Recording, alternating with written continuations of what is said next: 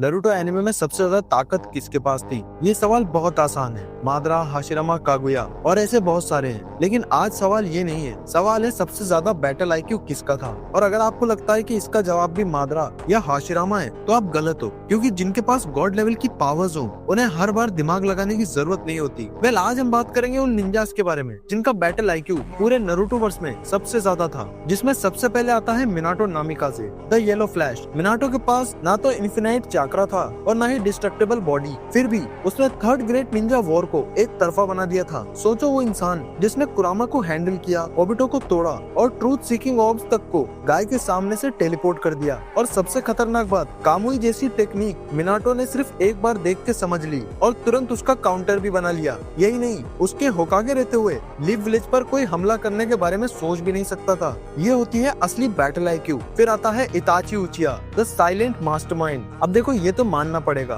कि पावर के मामले में इताची किसी से कम नहीं था, लेकिन उसकी असली पावर उसकी आंखें नहीं, उसका दिमाग था। इताची इतना ज्यादा स्मार्ट था कि ओपोनेंट को पता ही नहीं चलता था कि पूरी बैटल को इताची खुद कंट्रोल कर रहा है। सासके हो या ककाशी, हर अटैक पहले से प्रेडिक्ट कर लिया जाता था। आप सुसानो में ऑलमोस्ट डेड हालत के साथ उसने ओरोचिमारू को सील कर दिया था और देदरा जैसे साइको को बिना टच किए हरा दिया था। किस वक्त कौन सा जुत्सु यूज करना है ये इताची से बेहतर शायद ही कोई जानता था। लास्ट में आता है Naruto Uzumaki, the unpredictable genius. अब ये तो हम सबको पता है कि नारुतो बाहर से बेवकूफ लगता है, लेकिन उसका बैटल आईक्यू सबसे ज्यादा है। सेज मोड को माउंट मियोबोकू से यूज करना, रासेंगान को रासेन शुरिकेन में इवॉल्व करना, नेजी के खिलाफ वो अनएक्सपेक्टेड पंच, पेन आर्क की पूरी फाइट एक मास्टर क्लास थी। उसने केसीएम मोड को सेज आर्ट के साथ मर्ज किया और पावर के साथ स्ट्रेटेजी भी गेम की। उसने कुछ ही समय में ये जान लिया था कि टेंटेल ओबिटो पर कौन से अटैक काम करेंगे। मादरा के खिलाफ जायंट रासेंगान बराश यूज करना,